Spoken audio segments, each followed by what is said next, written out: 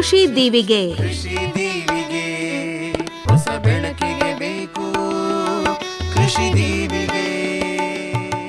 ಸಂಶೋಧನಾ ಸಂಸ್ಥೆಯೊಂದಿಗೆ ಕೃಷಿ ಕಲಿಕೆ ಕುರಿತ ಬಾನುಲಿ ಸರಣಿ. ಮಣ್ಣು ಬೀಜ ಬೆಳೆ ಸೂಕ್ಷ್ಮವಾಗಿ ತಿಳಿದು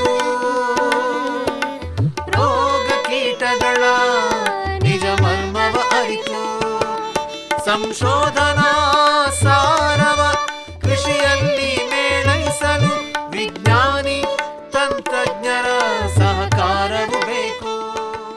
ಕೇಳಿ ಕಾರ್ಯಕ್ರಮ ಕೃಷಿ ದೀವಿಗೆ. ಕೃಷಿ ದೀವಿಗೆ ಹೊಸ ಬೆಳಕಿಗೆ ಬೇಕು ಕೃಷಿ ದೀವಿಗೆ. ರೈತ ಬಾಂಧವರೇ, ಇವತ್ತಿನ ಕೃಷಿ ದೀವಿಗೆ ಬಾನುಲಿ ಸರಣಿಯಲ್ಲಿ ಜೈವಿಕ ಗೊಬ್ಬರಗಳ ಮಹತ್ವವನ್ನು ಕುರಿತು ಮಂಡ್ಯದ ವಿಸಿ ಫಾರಂ ವಲಯ ಕೃಷಿ ಸಂಶೋಧನಾ ಕೇಂದ್ರದ ಸಹ ಪ್ರಾಧ್ಯಾಪಕರಾದ ಡಾಕ್ಟರ್ ಎನ್ ಆಶಾ ಅವರೊಂದಿಗೆ ಸಂದರ್ಶನವಿದೆ. ಕೃಷಿ ದೀವಿಗೆ ಹೊಸ ಬೆಳಕಿಗೆ ಬೇಕು ಕೃಷಿ ದೀವಿಗೆ. ಡಾಕ್ಟರ್ ಆಶಾ ಅವರೇ, ನಮಸ್ಕಾರ. ನಮಸ್ತೆ ಸರ್. ತಾವು ಇವತ್ತಿನ ದಿವಸ ಜೈವಿಕ ಗೊಬ್ಬರಗಳ ಒಂದು ಪ್ರಾಮುಖ್ಯತೆಗೆ ಸಂಬಂಧಪಟ್ಟಂತೆ, ಕೃಷಿಯಲ್ಲಿ ಇದರ ಬಳಕೆಯ ಅನಿವಾರ್ಯತೆಗೆ ಸಂಬಂಧಪಟ್ಟಂತೆ, ಹಾಗೆ ಮಂಡ್ಯದ ವಲಯ ಕೃಷಿ ಸಂಶೋಧನಾ ಕೇಂದ್ರ ಈ ನಿಟ್ಟಿನಲ್ಲಿ ಏನೆಲ್ಲ ಹೊಸ ವಿಚಾರಗಳನ್ನು ರೈತರಿಗೆ ತಿಳಿಸ್ತಾ ಇದೆ ಮತ್ತು ಏನೆಲ್ಲ ಗೊಬ್ಬರಗಳು ದೊರೀತವೆ, ಈ ಎಲ್ಲ ವಿಚಾರಗಳಿಗೆ ಸಂಬಂಧಪಟ್ಟಂತೆ ತಾವು ವಿವರವಾಗಿ ಮಾಹಿತಿಯನ್ನು ನೀಡಬೇಕು. ಮತ್ತೊಮ್ಮೆ ಎಲ್ಲ ಆಕಾಶವಾಣಿ ಕೇಳುಗರಿಗೂ ಕೃಷಿ ವಿಶ್ವವಿದ್ಯಾನಿಲಯ ಮಂಡ್ಯದ ವತಿಯಿಂದ ಹೃತ್ಪೂರ್ವಕ ನಮಸ್ಕಾರಗಳನ್ನ ತಿಳಿಸುತ್ತಾ, ಈ ಜೈವಿಕ ಗೊಬ್ಬರಗಳ ಮಹತ್ವದ ಬಗ್ಗೆ ಇಂದು ನಾವು ಮಾತಾಡೋಣ. ಜೈವಿಕ ಗೊಬ್ಬರಗಳು ಇತ್ತೀಚೆಗೆ ಅಲ್ಲ, ಹಿಂದಿನಿಂದನೂ ಕೂಡ ಇದಕ್ಕೆ ತನ್ನದೇ ಆದ ಒಂದು ಪ್ರಾಮುಖ್ಯತೆನ ಪಡೆದುಕೊಂಡು ಬಂದಿದ್ದಾವೆ. ಯಾಕಂದರೆ ಇತ್ತೀಚಿನ ವರ್ಷಗಳಲ್ಲಿ ಎಲ್ಲರಿಗೂ ಒಂದು ಸಾವಯವ ಪದಾರ್ಥಗಳು ಬೇಕಾಗಿದೆ, ಸಾವಯವ ಪದ್ಧತಿಯಿಂದ ಬೆಳೆದಂತಹ ಪದಾರ್ಥಗಳ ಮೇಲೆ ಒಲವು ಹೆಚ್ಚಾಗಿದೆ.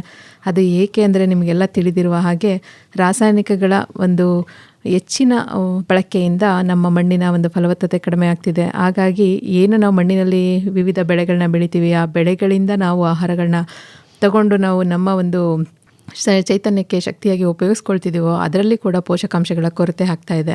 ಯಾಕಂದರೆ ಹೆಚ್ಚಿನ ರಾಸಾಯನಿಕಗಳನ್ನ ನಾವು ಹಾಕಿದಾಗ ಅದು ಗಿಡಗಳು ತೆಗೆದುಕೊಳ್ಳೋದಕ್ಕಿಂತ ಹೆಚ್ಚಾಗಿ ತುಂಬ ನಮ್ಮ ಗಿಡಗಳಿಗೆ ಲಭ್ಯವಾಗದ ರೀತಿಯಲ್ಲಿ ಅವೆಲ್ಲ ಅದು ಮಣ್ಣಿಗೆ ಸೇರಿಕೊಳ್ತಿದ್ದಾವೆ.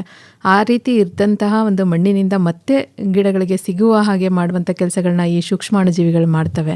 ಏನು ಈ ಸೂಕ್ಷ್ಮಾಣುಜೀವಿಗಳು, ಜೈವಿಕ ಗೊಬ್ಬರಗಳು ಅಂದರೆ, ಮೊದಲು ಜೈವಿಕ ಗೊಬ್ಬರ ಅಂದರೆ ಅದರಲ್ಲಿ ಹೆಸರಿನಲ್ಲೇ ಇರುವ ಹಾಗೆ ಜೀವ ಇರುವಂತಹ, ಅದರಲ್ಲೂ ಉಪಯುಕ್ತ ಸೂಕ್ಷ್ಮಾಣುಜೀವಿಗಳನ್ನು ಒಳಗೊಂಡಂತಹ ಒಂದಷ್ಟು ಸೂಕ್ಷ್ಮಾಣುಜೀವಿಗಳನ್ನ ಉಪಯೋಗಿಸ್ಕೊಂಡು ಒಂದು ಸಸ್ಯಗಳಿಗೆ ಬೇಕಾದಂತಹ ಪೌಷ್ಟಿಕಾಂಶಗಳನ್ನ ಒದಗಿಸುವಂತಹ ಒಂದು ನಿಟ್ಟಿನಲ್ಲಿ ಈ ಜೈವಿಕ ಗೊಬ್ಬರಗಳನ್ನ ನಾವು ಮಣ್ಣಿಗೆ ಬಳಸಬೇಕಾಗತ್ತೆ. ಈಗ ನಮಗೆಲ್ಲ ತಿಳಿದಿರುವಂಗೆ ಕೋವಿಡ್ ಬಂದ ಮೇಲೆ ತುಂಬ ಈಗ ವೈರಸ್ಗಳು ಕೂಡ ನಾವು ಸೂಕ್ಷ್ಮಾಣುಜೀವಿ ಅಂತ ಹೇಳ್ತೀವಿ, ರೋಗಗಳು ಬರ್ತವೆ. ಅದೇ ರೀತಿ ಅದರಿಂದ ಸಾಕಷ್ಟು ಉಪಯುಕ್ತವಾದ ಕೆಲಸಗಳನ್ನು ಮಾಡ್ತವೆ. ಪ್ರಪಂಚದಲ್ಲಿ ಏನೆಲ್ಲ ಕ್ಷೇತ್ರಗಳಿದ್ದಾವೆ, ಆರೋಗ್ಯ ಕ್ಷೇತ್ರ ಆಗಿರ್ಬೋದು, ಈ ಒಂದು ನಮ್ಮ ಕೃಷಿ ಕ್ಷೇತ್ರ ಆಗಿರ್ಬೋದು, ಯಾವುದೇ ಒಂದು ಕ್ಷೇತ್ರವನ್ನು ತಗೊಂಡಾಗ ಈ ಸೂಕ್ಷ್ಮಾಣುಜೀವಿಗಳ ಪಾತ್ರನ ನಾವು ನೋಡ್ತೇವೆ. ಅವು ಕಣ್ಣಿಗೆ ಕಾಣಲ್ಲ, ಆದರೆ ಸೂಕ್ಷ್ಮದರ್ಶಕಗಳ ಮೂಲಕ ಮಾತ್ರ ನೋಡ್ಬೋದು. ಈ ಕಣ್ಣಿಗೆ ಕಾಣದಂತಹ ಸೂಕ್ಷ್ಮಾಣುಜೀವಿಗಳು ನಮ್ಮ ಈ ಭೂಮಂಡಲದಲ್ಲಿ ಎಲ್ಲ ಜೀವ ಸಂಕುಲಗಳಿಗೂ, ಮನುಷ್ಯರಿಗಲ್ಲದೆ ಪ್ರಾಣಿಗಳಿಗೂ ಸಸ್ಯಗಳಿಗೂ ಕೂಡ ಸಾಕಷ್ಟು ಒಂದು ಸಹಾಯವನ್ನು ಮಾಡ್ತಿದ್ದಾವೆ. ಈ ನಿಟ್ಟಿನಲ್ಲಿ ಉಪಯುಕ್ತ ಸೂಕ್ಷ್ಮಾಣುಜೀವಿಗಳನ್ನ ನಾವು ಉಪಯೋಗಿಸ್ಕೊಂಡು ಈ ಒಂದು ಕೃಷಿಯಲ್ಲಿ ಹೇಗೆ ನಾವು ಮಣ್ಣಿಗೆ ಸೇರಿಸ್ಕೋಬೇಕು, ಮಣ್ಣಿಗೆ ಸೇರಿಸಿದಾಗ ಅವು ಏನು ಕೆಲಸ ಮಾಡ್ತವೆ ಅನ್ನೋದನ್ನು ನಾವು ಇವತ್ತು ತಿಳ್ಕೊಳ್ಳೋಣ. ಏನಂದರೆ, ಜೈವಿಕ ಗೊಬ್ಬರಗಳಲ್ಲಿ ಸಾಕಷ್ಟು ವಿಧಾನಗಳಿದ್ದಾವೆ. ಎಲ್ಲರೂ ಒಂದು ತಪ್ಪು ತಿಳುವಳಿಕೆ ಏನಿದೆ ಅಂದರೆ, ಜೈವಿಕ ಗೊಬ್ಬರಗಳನ್ನ ಹಾಕಿದ ತಕ್ಷಣ ನಾವು ಒಂದು ನ್ಯೂಟ್ರಿಷನ್ನ ಕೊಡ್ತಿದ್ದೀವಿ ಅಥವಾ ಪೋಷಕಾಂಶಗಳನ್ನ ನೀಡ್ತಿದ್ದೀವಿ ಅಂತ ತಪ್ಪಾಗಿ ಭಾವಿಸ್ಕೊತಿದ್ದಾರೆ. ಪೋಷಕಾಂಶಗಳನ್ನ ಸರಿಯಾದ ರೂಪದಲ್ಲಿ ಲಭ್ಯವಾಗುವ ಕೆಲಸಗಳನ್ನ ಇವುಗಳು ಮಾಡ್ತವೆ ಹೊರತು ಅವುಗಳು ತಮ್ಮ ಒಂದು ಕೋಶಗಳ ಮೂಲಕ ಅವುಗಳ ಸತ್ತ ನಂತರ ಅದರಲ್ಲಿರುವಂತಹ ಒಂದು ಪೋಷಕಾಂಶಗಳನ್ನ ನಾವು ಮಣ್ಣಿಗೆ ಸೇರಿಸಿ ಮಣ್ಣಿನಿಂದ ಗಿಡಗಳು ತೆಗೆದುಕೊಳ್ಳೋದಕ್ಕೆ ಇವು ತುಂಬ ಸಹಾಯಕರವಾಗಿದ್ದಾವೆ. ಏನಂದರೆ, ಈ ಸೂಕ್ಷ್ಮಾಣುಜೀವಿಗಳಲ್ಲಿ ನಾವು ಒಂದು ಸಸ್ಯ ಅಂತ ತಗೊಂಡಾಗ ಎಲ್ಲ ಒಂದು ನಾವು ಒಂದು ತಟ್ಟೆಗೆ ಊಟ ಹಾಕೊಂಡಾಗ ಹೇಗೆ ಅನ್ನ, ಮುದ್ದೆ, ಸಾರು, ಉಪ್ಪಿನಕಾಯಿ, ಹಪ್ಪಳ ತಗೋತೀವೋ ಹಾಗೆ ಎಲ್ಲವನ್ನು ಒಂದೇ ಪ್ರಮಾಣದಲ್ಲಿ ತಗೊಳ್ಳಲ್ಲ. ಸ್ವಲ್ಪ ಮುದ್ದೆ, ಸ್ವಲ್ಪ ಸಾಂಬಾರು, ಸ್ವಲ್ಪ ಅನ್ನ ತಗೊಂಡ್ರೆ ಒಂದಿಷ್ಟು ಕಡಿಮೆ ಪ್ರಮಾಣದಲ್ಲಿ ನಾವು ಹಪ್ಪಳ, ಉಪ್ಪಿನಕಾಯಿ ತಿಂತೀವೋ ಹಾಗೆ ಸಸ್ಯಗಳಲ್ಲಿ ಪೋಷಕಾಂಶಗಳ ತೆಗೆದುಕೊಳ್ಳುವ ರೀತಿಯಲ್ಲೂ ಕೂಡ ಸಸ್ಯಗಳು ನಮ್ಮಂತೆ ಜೀವಂತ ಇರೋದರಿಂದ ಅವುಗಳಿಗೂ ಒಂದಷ್ಟು ಪ್ರಮಾಣಗಳು ಅಂದರೆ ಉಪ್ಪಿಷ್ಟು, ರುಚಿ ಇಷ್ಟು, ಸಿಹಿ ಇಷ್ಟಿಷ್ಟು ತಗೊಂಡಾಗ ಹೇಗೆ ಭೋಜನ ಚೆನ್ನಾಗಿರುತ್ತೋ ಹಾಗೆ ಈ ಪೋಷಕಾಂಶಗಳನ್ನ ಪೋಷಕಾಂಶಗಳನ್ನ ಕೂಡ ಗಿಡಗಳಿಗೆ ನಾವು ಕೊಡಬೇಕಾದ್ರೆ ಈಗ ಪ್ರಧಾನ ಪೋಷಕಾಂಶಗಳಂತ ಏನು ಹೇಳ್ತೀವಿ, ಸಾರಜನಕ ಆಗಿರ್ಬೋದು, ರಂಜಕ ಆಗಿರ್ಬೋದು, ಪೊಟ್ಯಾಶ್ಗಳನ್ನ ಸ್ವಲ್ಪ ಹೆಚ್ಚಿನ ಪ್ರಮಾಣದಲ್ಲಿ ಹಾಗೂ ಲಘು ಪೋಷಕಾಂಶಗಳನ್ನ ಅತಿ ಕಡಿಮೆ ಪ್ರಮಾಣದಲ್ಲಿ ನಾವು ಗಿಡಗಳಿಗೆ ಒದಗಿಸಬೇಕಾಗಿದೆ.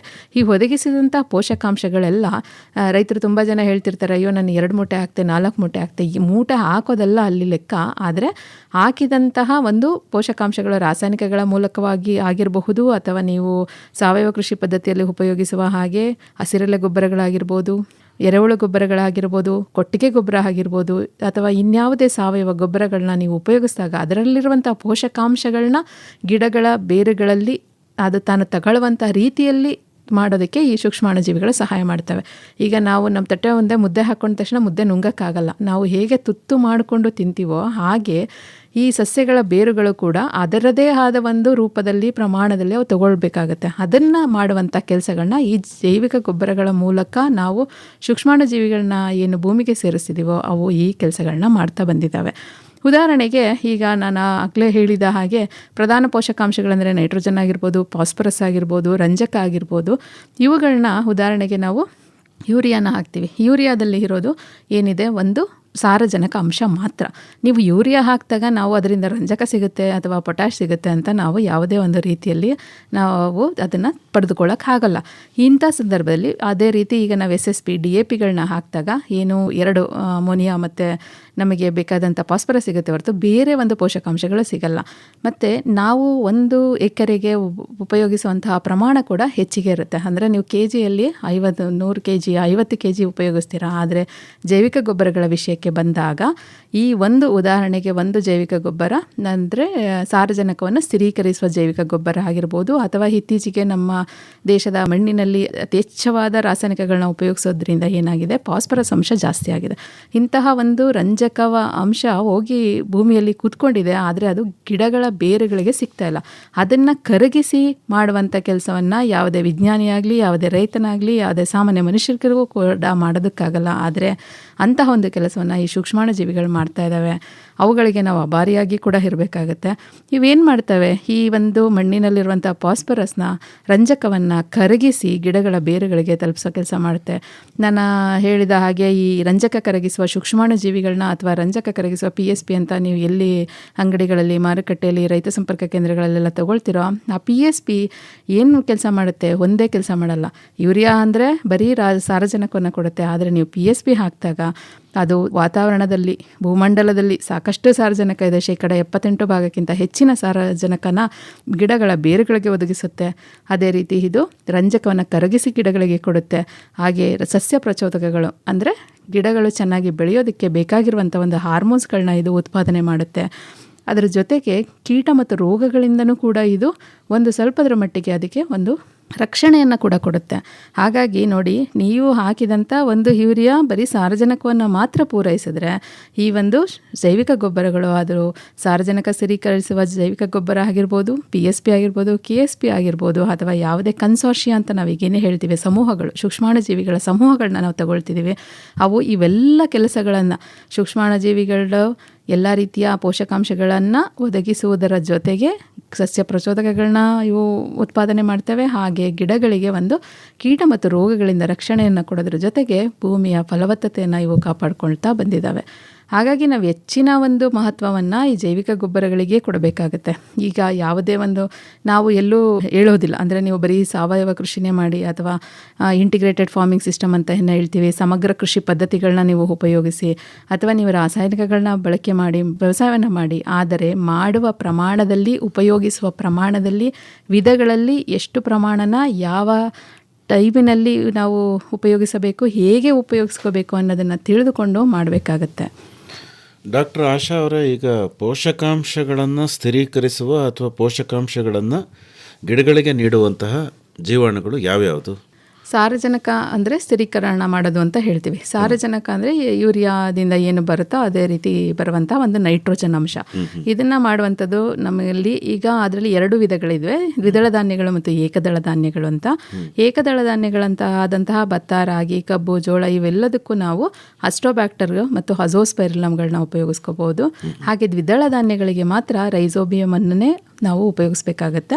ಯಾಕಂದರೆ ಅದು ರೈಸೋಬಿಯಂನ ದ್ವಿದಳ ಧಾನ್ಯಗಳಿಗೆ ಉಪಯೋಗಿಸಿದಾಗ ಬೇರುಗಳಲ್ಲಿ ಗಂಟುಗಳನ್ನ ಅದು ಮಾಡಿ ಅಲ್ಲಿ ಆ ಬೇರು ಗಂಟುಗಳಲ್ಲಿ ವಾತಾವರಣದಲ್ಲಿರುವ ಸಾರಜನಕವನ್ನು ಸ್ಥಿರೀಕರಿಸುತ್ತೆ. ಹಾಗಾಗಿ ಬೇರು ಗಂಟುಗಳ ಮೂಲಕ ಅದು ತಗೊಳ್ಳುತ್ತೆ. ಓಕೆ, ಸಾರಜನಕ ಆಯಿತು. ರಂಜಕಕ್ಕೆ? ಸಾರಜನಕ ಆದರೆ ನಮಗೆ ವಾತಾವರಣದಲ್ಲಿ ಸಿಗುತ್ತೆ, ಭೂಮಂಡಲದಲ್ಲಿ ಸಾಕಷ್ಟಿದೆ, ಅದರಿಂದ ನಾವು ತಗೊಂಡು ಅದು ಮಾಡ್ತಾ ಇದೆ. ಈ ಫಾಸ್ಫರಸ್ ಅಥವಾ ರಂಜಕ ವಿಷಯಕ್ಕೆ ಬಂದಾಗ ಏನಾಗುತ್ತೆ ಅಂತಂದರೆ, ಈಗಾಗಲೇ ವಿವಿಧ ರೂಪಗಳಲ್ಲಿ ಮಣ್ಣಿನಲ್ಲಿ ಫಾಸ್ಫರಸ್ ಇದೆ. ಅದು ಏನಾಗುತ್ತೆ ಅಂದರೆ ಗಿಡಗಳಿಗೆ ಸಿಗದ ರೂಪದಲ್ಲಿ ಅದು ಬೇರೆ ಒಂದು ಮಿನರಲ್ಸ್ಗಳ ಜೊತೆ ಸೇರಿಕೊಂಡು ಸಿಗದ ಹಾಗೆ ಇರುತ್ತೆ. ಅದನ್ನು ಕರಗಿಸೋದಕ್ಕೋಸ್ಕರ ಈ ಬ್ಯಾಸಿಲಸ್ ಅಂತ ಹೇಳ್ತೀವಿ. ಸಾಮಾನ್ಯವಾಗಿ ನಾವು ಬ್ಯಾಸಿಲಸ್ ಮೆಗಥೀರಿಯಮ್ ಅಥವಾ PSP, ಫಾಸ್ಫರಸ್ ಸಾಲ್ಯುಬಲೈಸಿಂಗ್ ಬ್ಯಾಕ್ಟೀರಿಯಾ ಅಥವಾ ರಂಜಕ ಕರಗಿಸುವ ಸೂಕ್ಷ್ಮಾಣುಜೀವಿಗಳು ಅಂತ ಕರೆಯುವಂಥದ್ದನ್ನು ನಾವು ಉಪಯೋಗಿಸ್ಕೋತೀವಿ. ಪೊಟ್ಯಾಷನ್ನು ನೀಡುವಂತಹ ಯಾವುದಾದ್ರೂ ಸೂಕ್ಷ್ಮ ಜೀವಿಗಳಿದೆಯೇ? ಪೊಟ್ಯಾಷನ್ನು ಕೂಡ ಒದಗಿಸ್ತವೆ. ಏನಂದರೆ ಪೊಟ್ಯಾಶು ಈ ಒಂದು ರಂಜಕ ಥರ ಹೋಗಿ ಘನೀಕೃತಗೊಳ್ಳಲ್ಲ, ಆದರೆ ಇದು ಒಂದು ಕ್ಲೇ ಮಿನರಲ್ಸ್ ಜೊತೆ ಏನಾದರೆ ಮಣ್ಣಿನ ಕಣಗಳ ಜೊತೆ ಅದು ಹೋಗಿ ಸೇರಿಕೊಂಡಿರುತ್ತೆ. ಅದನ್ನು ಬಿಡುಗಡೆ ಮಾಡುವಂಥ ಕೆಲಸವನ್ನು ಪ್ರಚುರಿಯಾ ಅನ್ನೋ ಒಂದು ಬ್ಯಾಕ್ಟೀರಿಯಾ ಮಾಡುತ್ತೆ. ಅದೇ ರೀತಿ ಒಂದು ಬ್ಯಾಸಿಲಸ್ ಕೂಡ ಈ ಕೆಲಸಗಳನ್ನ ಮಾಡುತ್ತೆ. ಈಗ ಮುಂಗಾರಿನಲ್ಲಿ ಭತ್ತವನ್ನು ಬೆಳೀತಾರೆ, ಪೂರ್ವ ಮುಂಗಾರಲ್ಲಿ ದ್ವಿದಳ ಧಾನ್ಯದ ಬೆಳೆಗಳನ್ನು ಕೂಡ ಬೆಳೀತಾರೆ. ಈಗ ಏಕದಳ ಧಾನ್ಯಗಳಿಗೆ ಜೀವಾಣುಗಳನ್ನು ಬೀಜೋಪಚಾರ ಮಾಡೋ ವಿಧಾನ ಹೇಗೆ, ದ್ವಿದಳ ಧಾನ್ಯಗಳಿಗೆ ಬೀಜೋಪಚಾರ ಮಾಡೋ ವಿಧಾನ ಹೇಗೆ? ಈಗ ಮೊದಲನೇದಾಗಿ ನಾವು ಏಕದಳ ಧಾನ್ಯ ತಗೊಳ್ಳೋಣ. ಏಕದಳ ಧಾನ್ಯಗಳಲ್ಲಿ ಸಾಮಾನ್ಯವಾಗಿ ನಾವು ಭತ್ತ ಬೆಳಿತೀವಿ. ಈಗ ನಮಗೆ ಮುಂಗಾರು ಪ್ರಾರಂಭ ಆಗ್ತಿದ್ದಂಗೆ ಬಿತ್ತನೆಗಳು ನಡೀತಾ ಇದೆ.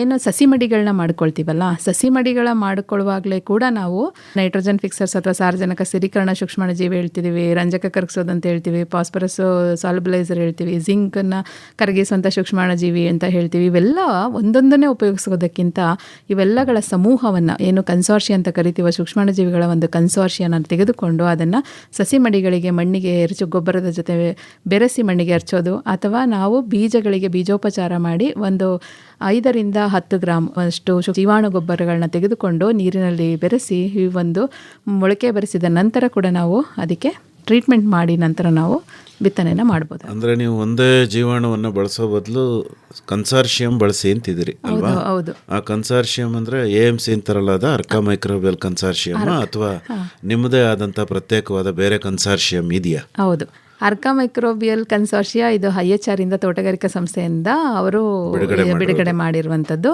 ಈಗ ನಾವು ನಮ್ಮ ಒಂದು ವಾತಾವರಣಕ್ಕೆ, ಈಗ ನಮ್ಮ ಒಂದು ವಿಶ್ವವಿದ್ಯಾನಿಲಯ ಏನಿದೆ ಮಂಡ್ಯ, ಅಥವಾ ನಾವು ಬೆಂಗಳೂರು ವಿಶ್ವವಿದ್ಯಾನಿಲಯ ಇದ್ದಾಗ ಏನು ಕೆಲಸ ಮಾಡಿದ್ದೀವಿ ಅದರ ಆಧಾರದ ಮೇಲೆ ನಾವೊಂದಷ್ಟು MGC ಅಂದರೆ ಮೈಕ್ರೋಬಿಯಲ್ ಗ್ರೋತ್ ಕನ್ಸಾರ್ಷಿಯಾ, ಅಂದರೆ ಈ ಸೂಕ್ಷ್ಮಾಣುಜೀವಿಗಳನ್ನು ಆಧಾರ ಮಾಡಿಕೊಂಡು ಗಿಡಗಳ ಬೆಳವಣಿಗೆ ಉಪಯೋಗವಾಗಂಥದ್ದನ್ನು MGC ಅಥವಾ ಮೈಕ್ರೋಬಿಯಲ್ ಗ್ರೋತ್ ಕನ್ಸಾರ್ಷಿಯಾನ ನಾವು ಮಾಡಿದ್ದೀವಿ.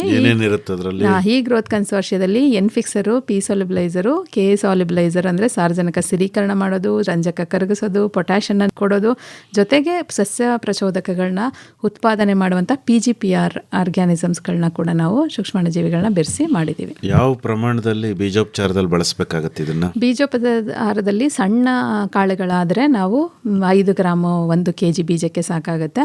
ಸ್ವಲ್ಪ ದೊಡ್ಡ ಕಾಳುಗಳಾದರೆ 10 ಗ್ರಾಮು 1 kg ಬೀಜಕ್ಕೆ ಉಪಯೋಗಿಸಬಹುದು. ವಿಧಾನ ಒಂದು ಹಿಂದೆ ಎಲ್ಲ ನಾವು ಬೆಲ್ಲದ ಪಾಕವನ್ನು ಮಾಡಿಕೊಂಡು ದ್ವಿದಳ ಧಾನ್ಯಗಳಿಗೆಲ್ಲ ಉಪಚಾರ ಮಾಡಿ ಅಂತ ಹೇಳ್ತಿದ್ವಿ. ಆದರೆ ಒಂದು ವಿಧಾನ ಪಕ್ಕದಲ್ಲಿ ಇಟ್ಕೊಂಡಾಗ ಇನ್ನೊಂದೇನೆಂದರೆ ಇರುವೆಗಳು ಬಂದು ಅವುಗಳನ್ನ ತಿನ್ಬಿಡ್ತವೆ ಅಂತೇಳಿ ಈಗ ಸಾಮಾನ್ಯವಾಗಿ ನಾವು ನೀರಿನಲ್ಲೇ ಮಿಕ್ಸ್ ಮಾಡಿಬಿಟ್ಟು ಬೆರೆಸ್ಕೊಂಡು ಬೀಜೋಪಚಾರ ಮಾಡಿ ಒಂದು ನೆರಳಿನಲ್ಲಿ ಒಣಗಿಸಿ, ಅಂದರೆ ನಾಳೆ ಬೆಳಿಗ್ಗೆ ನೀವು ಬಿತ್ತನೆ ಮಾಡ್ತೀರಾ ಅಂದರೆ ಹಿಂದಿನ ರಾತ್ರಿ ಅವುಗಳನ್ನ ನೀರಿನಲ್ಲಿ ನೆನೆಸಿ ತೆಗೆದು ನಂತರ ಈ ಪೌಡರು ಪುಡಿ ರೂಪದಲ್ಲೂ ಸಿಗುತ್ತೆ ಮತ್ತು ಇದು ದ್ರವ ರೂಪದಲ್ಲೂ ಸಿಗುತ್ತೆ. ಜೈವಿಕ ಸೂಕ್ಷ್ಮಾಣುಜೀವಿಗಳು ಇವುಗಳನ್ನ ಮಿಕ್ಸ್ ಮಾಡಿ ನೆರಳಿನಲ್ಲಿ ಒಣಗಿಸಿ ನಂತರ ನೀವು ಬಿತ್ತನೆ ಮಾಡ್ಬೋದು. ಅಂಟ್ಕೊಳ್ಳುತ್ತಾ ಬೀಜಕ್ಕಿದು? ಅಂಟ್ಕೊಳ್ಳುತ್ತೆ ಸರ್. ಏನಂದರೆ ನಾವು ಪೌಡರ್ ರೂಪದಲ್ಲಿ ಮಾಡೋದ್ರಿಂದ ಇದು ಪುಡಿ ಟಾಲ್ಕಮ್ ಬೇಸ್ಡ್ ಪೌಡರ್ ಆಗಿರೋದ್ರಿಂದ ಬೀಜಗಳನ್ನ ನಾವು ಒದ್ದೆ ಮಾಡಿರ್ತೀವಿ, ನೆನೆಸಿರ್ತೀವಿ, ನೀರಿನ ಬಸಿದು ನಂತರ ಪುಡಿನ ನಾವು ಮೇಲೆ ಹಾಕಿದ್ರೆ ಅದು ಚೆನ್ನಾಗಿ ಅಂಟ್ಕೊಳ್ಳುತ್ತೆ. ಸಾಮಾನ್ಯವಾಗಿ ಬೀಜೋಪಚಾರ ಮಾಡೋದಕ್ಕೆ ಸೀಡ್ ಟ್ರೀಟ್ಮೆಂಟ್ ಏನು ಡ್ರಮ್ಗಳೇ ಬರ್ತವೆ ಈಗ ಅಲ್ವಾ? ಅದನ್ನೇ ಬಳಸಿ ಅಂತ ತಾವು ಸಲಹೆ ಕೊಡ್ತೀರಿ. ಆದ್ರೆ ನಮ್ಮ ರೈತರು ಏನ್ ಮಾಡ್ತಾರೆ, ಟಾರ್ಪಾಲ್ ಮೇಲೆ ಬೀಜ ಹಾಕೊಂಡು ಆ ಕಡೆ ಈ ಕಡೆ ಹಿಡ್ಕೊಂಡು ಅಳ್ಳಾಡಿಸ್ತಾರೆ. ಆದ್ರೆ ಅದು ಸಮರ್ಪಕವಾಗಿ ಆಗಲ್ಲ ಬೀಜೋಪಚಾರ ಅಂತ ಹೇಳಲಾಗತ್ತೆ. ಮಾಡೋದೇ ಆದ್ರೆ ಯಾವ ವಿಧಾನ ಒಳ್ಳೇದು ಅಂತ ತಮಗನ್ಸುತ್ತೆ? ನೀವು ಹೇಳಿದ್ದನ್ನು ಈಗ ರೈತರು ಮಾಡೋ ಕೆಲವು ವಿಧಾನಗಳನ್ನ ಚೆನ್ನಾಗೂ ಇರ್ತವೆ. ಏನಂದರೆ ಈ ರೀತಿ ಮಿಕ್ಸ್ ಮಾಡಿದಾಗ ಕೂಡ, ಬೆರೆಸಿದಾಗ ಕೂಡ ಅದು ಒಂದು ವಿಧಾನದಲ್ಲಿ ಎಲ್ಲ ಬೀಜಗಳಿಗೂ ಬೀಜೋಪಚಾರ ಆಗುತ್ತೆ. ಮತ್ತು ಸೀಡ್ ಡ್ರಮ್ ಅಂತಂದರೆ ಅದರಲ್ಲಿ ಬೀಜೋಪಚಾರ ಏನು ಮಾಡಲ್ಲ.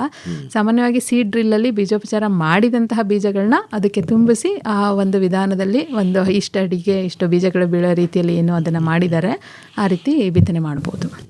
ಈಗ ಒಂದು ಪೋಷಕಾಂಶಗಳನ್ನು ಮಣ್ಣಿನಿಂದ ಗಿಡಗಳಿಗೆ ಒದಗಿಸುವಂತಹ ಜೀವಾಣುಗಳು, ಮತ್ತು ಈ ಜೀವಾಣುಗಳನ್ನು ಕೀಟ ರೋಗಗಳ ಹತೋಟಿಯಲ್ಲೂ ಕೂಡ ಬಳಕೆ ಮಾಡಲಾಗುತ್ತೆ. ಸಾಕಷ್ಟು ಜೀವಾಣುಗಳು ಇದ್ದಾವೆ.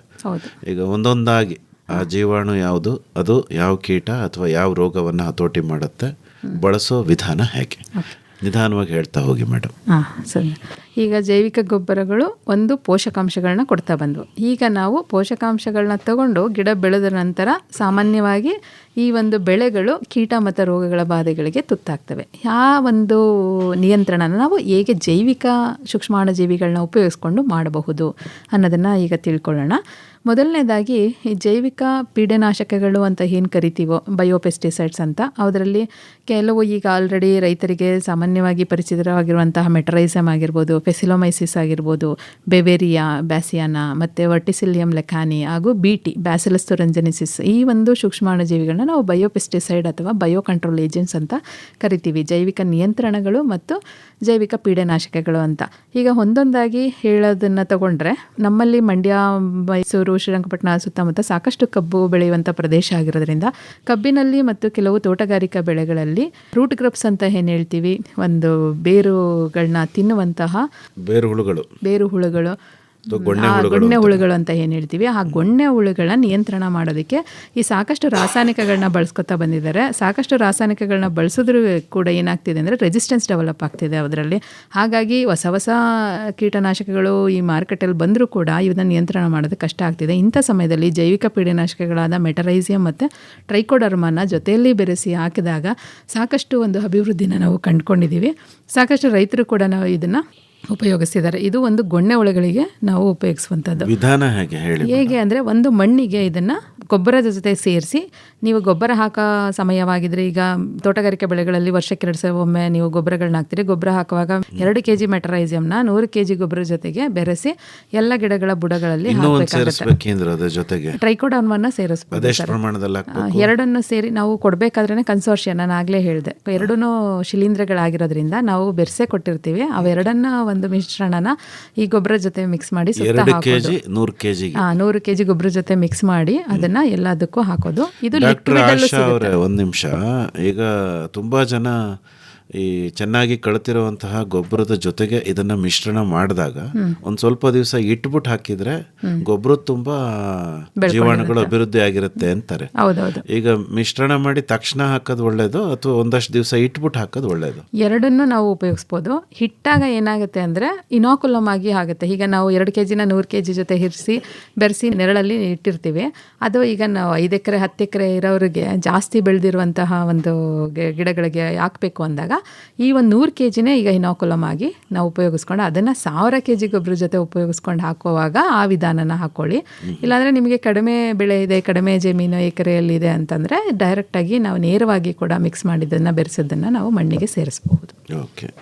ಈಗ ಮಣ್ಣಿಗೆ ಸೇರಿಸೋದು ಅಂದರೆ ಎರಚ್ತಾರಲ್ಲ ಗೊಬ್ಬರ, ಆ ಥರ? ಇಲ್ಲ, ಇದು ಈಗ ಕಬ್ಬಿಗೆ ಆದ್ರೆ ಬುಡಗಳಲ್ಲಿ ಬಿಟ್ಕೊಂಡು ಹೋಗ್ಬೇಕಾಗತ್ತೆ. ತೆಂಗು, ಅಡಿಕೆ ಅಥವಾ ತೋಟಗಾರಿಕೆ ಬೆಳೆಗಳಾದ್ರೆ ನಾವು ಬುಡದ ಸುತ್ತ ಹಾಕಬೇಕಾಗತ್ತೆ. ಇದು ಪೌಡರ್ ರೂಪದಲ್ಲಿ ಸಿಗುವಂಥದ್ದು, ಪುಡಿ ರೂಪದಲ್ಲಿ. ಇದನ್ನೇ ಲಿಕ್ವಿಡ್ ರೂಪದಲ್ಲಿ, ದ್ರವ ರೂಪದಲ್ಲಿ ಸಿಗುತ್ತೆ. ಅವುಗಳನ್ನ ನಾವು 2 ಲೀಟರನ್ನು 100 ಲೀಟರ್ ನೀರಿನ ಜೊತೆ ಬೆರೆಸಿ ನಂತರ ನಾವು ಡ್ರೆಂಚಿಂಗ್ ಮಾಡಿ ಅಂತ ಹೇಳ್ತೀವಿ. ಗಿಡದ ಸುತ್ತ ಹುಯ್ರಿ, ಇಲ್ಲ ಅಂದರೆ ಡ್ರಿಪ್ಪಲ್ಲಿ ಕೂಡ ನೀವು ಇದನ್ನು ಕೊಡಬಹುದು. ಗೊಣ್ಣೆ ಹುಳುಗಳು ಮಣ್ಣಿನ ಆಳದಲ್ಲಿ ಇರ್ತವೆ. ಇವು ಹೋಗಿ ಗೊಣ್ಣೆ ಹುಳನ ಮುಟ್ಟೋದು ಯಾವಾಗ, ಹೇಗೆ? ಅದರಲ್ಲಿ ಬೇರೆ ಬೇರೆ ಒಂದು ಇನ್ಸ್ಟಾರ್ಸ್ಗಳು ಬರ್ತವೆ. ಈಗ ಫಸ್ಟ್ ಇನ್ಸ್ಟಾರ್ಸ್ಗಳಲ್ಲಿ ಏನಾಗುತ್ತೆ ಅಂದರೆ, ನಾವು ಈ ರೇಷ್ಮೆಯಲ್ಲಿ ಹೇಳ್ತೀವಲ್ಲ 1ನೇ ಜ್ವರ 2ನೇ ಜ್ವರ ಅಂತ, ಅವುಗಳು ಮಣ್ಣನ್ನು ತಿಂತಿರ್ತವೆ. 3-4ಕ್ಕೆ ಬಂದಾಗ ಬೇರು ತಿನ್ನೋದಕ್ಕೆ ಶುರು ಮಾಡ್ತವೆ. ಪ್ರಾರಂಭ ಮಾಡುವಾಗ ಅವು ರಾತ್ರಿ ಟೈಮಲ್ಲಿ ತಿನ್ಕೊಳ್ತಾ ಮೇಲೆ ಬರ್ತಿರ್ತವೆ. ಮತ್ತು ಸೂಕ್ಷ್ಮಾಣುಜೀವಿಗಳು ಇವು ನಾವು ಆಗಲೇ ಹೇಳಿದ್ವಿ, ಜೈವಿಕ ಗೊಬ್ಬರಗಳಲ್ಲಿರೋದು ಈ ಜೈವಿಕ ಪೀಡನಾಶಕಗಳಿರೋ ಸೂಕ್ಷ್ಮಾಣುಜೀವಿ, ಅವಕ್ಕೂ ಜೀವ ಇರುತ್ತೆ. ಅವುಗಳು ಓಡಾಡ್ತವೆ, ಅಂದರೆ ಅವು ಭೂಮಿಯ ಆಳಕ್ಕೂ ಕೂಡ ಹೋಗೋದ್ರಿಂದ ಅವುಗಳನ್ನ ಅಟ್ಯಾಕ್ ಮಾಡಿ ಅವುಗಳ ಮೇಲೆ ಒಂದು ಮುಂದೆ ಅದು ಬೆಳೆಯೋದ ಹಾಗೆ ಅದ್ರ ಮೇಲೆ ಇವು ಬೆಳ್ಕೊಳ್ಳುತ್ತೆ, ಶಿಲೀಂಧ್ರ ಬೆಳೆದು ಅದರ ಕೆಲಸಗಳನ್ನ ಅದು ಕಡಿತಗೊಳಿಸ್ಬಿಡುತ್ತೆ. ಅಂದ್ರೆ ಇವು ಗೊಣ್ಣೆ ಹುಳುಗಳ ದೇಹದ ಮೇಲೆ ಶಿಲೀಂಧ್ರ ಅಭಿವೃದ್ಧಿಯಾಗಿ ಬೆಳೆಯುತ್ತೆ, ಆ ಹುಳುಗಳನ್ನ ನಿಯಂತ್ರಿಸುತ್ತೆ. ಆ ಸ್ಪೋರ್ಗಳು ಅದ್ರ ಒಳಗಡೆನೆ ಹೋಗುತ್ತೆ. ಈ ಹುಳುಗಳ ಮಧ್ಯದಿಂದ ಒಳಗಡೆ ಹೋಗಿ ಅದು ಯಾವುದೇ ಕೆಲಸಗಳನ್ನ ಮಾಡ್ದಂಗೆ ಆದಾಗ ಅದನ್ನ ಸಾಯಿಸ್ತವೆ. ಓಕೆ, ಗೊಣ್ಣೆ ಹುಳ ಹತೋಟಿ ಆಯ್ತು. ಮತ್ತೆ ಈಗ ಬಂದರೆ ಜಂತು ಹುಳುಗಳು, ನಾವೇನು ನೆಮಟೋಡ್ಸ್ ಅಂತ ಹೇಳ್ತೀವಿ. ನೆಮಟೋಡ್ ಪ್ರಾಬ್ಲಮ್ಗಳು ಕೂಡ ಈಗ ನಾವು ತುಂಬ ಸಾಕಷ್ಟು ಕೇಳ್ತಾ ಬಂದಿದ್ದೀವಿ, ಸಾಕಷ್ಟು ಬರ್ತಿದೆ. ಅದಕ್ಕೆ ನಾವು ಫೆಸಿಲೋಮೈಸಿಸ್ ಅನ್ನೋ ಒಂದು ಸೂಕ್ಷ್ಮಾಣು ಜೀವಿನ ನಾವು ಉಪಯೋಗಿಸ್ತಿದ್ದೀವಿ. ಫೆಸಿಲೋಮೈಸಿಸ್ ಅನ್ನ ಜೊತೆಗೆ ನಾವು ಈಗಾಗಲೇ ಹೇಳ್ದಂಗೆ ಕನ್ಸಾರ್ಷಿಯಾ MGC, ಅದು ಮೈಕ್ರೋಬಿಯಲ್ ಗ್ರೋತ್ ಕನ್ಸಾರ್ಷಿಯನೂ ಆಗ್ಬೋದು, ನಾವೇ ಅಭಿವೃದ್ಧಿ ಪಡಿಸಿರೋದ್ರಿಂದ ಅದು ಮಂಡ್ಯ ಗ್ರೋತ್ ಕನ್ಸಾರ್ಷಿಯನೂ ಆಗಬಹುದು. ಅದು ಎರಡಕ್ಕೂ ಸೇರುವ ಹಾಗೆ ನಾವು ಅದನ್ನು ಮಾಡಿದ್ದೇವೆ. ಅದನ್ನು ಎರಡನ್ನೂ ಜೊತೆಯಲ್ಲಿ ನೀವು ಬೆರೆಸಿ ಈ ಭತ್ತದ ಸಸಿ ಮಡಿಯಲ್ಲೇ ಹಾಕ್ಬೋದು, ಅಥವಾ ನಾವು ಏನು ಇದನ್ನು ಪ್ರಿಪೇರ್ ಮಾಡಬೇಕಾದ್ರೆ ಕೂಡ ಆ ಒಂದು ಸಮಯದಲ್ಲೂ ಕೂಡ ನಾವು ಮಣ್ಣಿಗೆ ಸೇರಿಸೋದ್ರಿಂದ ಮುಂದೆ ಬರುವಂಥದ್ದನ್ನು ನಾವು ಈಗಲೇ ನಿಯಂತ್ರಣ ಮಾಡ್ಕೋಬಹುದು. ಅಂದರೆ ಈ ಕೆಸರು ಮಡಿ ಅಂತ ಮಾಡ್ತಾರಲ್ಲ, ಅವಾಗ ಸೇರಿಸ್ಬೇಕಾ? ಹೌದು, ಕೆಸರು ಮಡಿ ಮಾಡಬೇಕಾದ್ರೇ ಒಂದು ಎಕರೆಗೆ 3 ರಿಂದ 4 ಬಾಣಲಿಯಷ್ಟು ಗೊಬ್ಬರನ, ಕೊಟ್ಟಿಗೆ ಗೊಬ್ಬರ ಅಥವಾ ಎರೆಹುಳು ಗೊಬ್ಬರ ಜೊತೆಗೆ ಇದನ್ನು 2 kg ಮಿಕ್ಸ್ ಮಾಡಿಕೊಂಡು ಎಲ್ಲ ಕಡೆಗೆ ಎರ್ಚೋದ್ರಿಂದ ಕೂಡ ನಾವು ನಿಯಂತ್ರಣ ಮಾಡ್ಬೋದು ಮುಂದೆ ಬರೋದನ್ನು. ಇದು ಯಾವ ರೀತಿ ನೆಮಟೋಡ್ಗಳನ್ನು ನಿಯಂತ್ರಣ ಮಾಡುತ್ತೆ? ಇದು ಕೂಡ ಶಿಲೀಂಧ್ರ, ಫೆಸಿಲೋಮೈಸಿಸ್ ಕೂಡ ಒಂದು ಶಿಲೀಂಧ್ರ ಆಗಿರೋದ್ರಿಂದ, ಶಿಲೀಂಧ್ರದಲ್ಲಿ ನೀವು ನೋಡಿರ್ಬೋದು ಕಾಯಿ ಬ್ರೆಡ್ ಮೇಲೆ ಏನು ಸಣ್ಣ ಕಾಟನ್ ಹತ್ತಿ ಥರ ಬೆಳ್ಕೊಂಡಿರುತ್ತಲ್ಲ, ಅದು ತುಂಬ ಬೇಗ ಬೆಳವಣಿಗೆ ಆಗೋದ್ರಿಂದ ಏನು ಈ ಜಂತು ಹುಳಗಳಿದ್ದಾವೆ ಅದರ ಒಂದು ದೇಹದ ಸುತ್ತ ಇವುಗಳು ಬೆಳ್ಕೊಂಡು ಅವುಗಳು ಮಲ್ಟಿಪ್ಲೈ ಆಗದೇ ಇರೋ ಥರ ಮತ್ತು ಅವು ಕೆಲಸ ಮಾಡದೇ ಇರೋ ಥರ ನಿಯಂತ್ರಣ ಮಾಡ್ತವೆ. ಓಕೆ, ಮತ್ತೆ ಬೇರೆ ಬೇರೆ ಕೀಟ, ಅದರ ಜೊತೆಗೆ ಈಗ ರಸ ಹೀರುವ ಕೀಟಗಳು ಅಂತ ಹೇಳ್ತೀವಿ, ಕಾಯಿ ಕೊರಕಗಳು ಅಂತ ಹೇಳ್ತೀವಿ.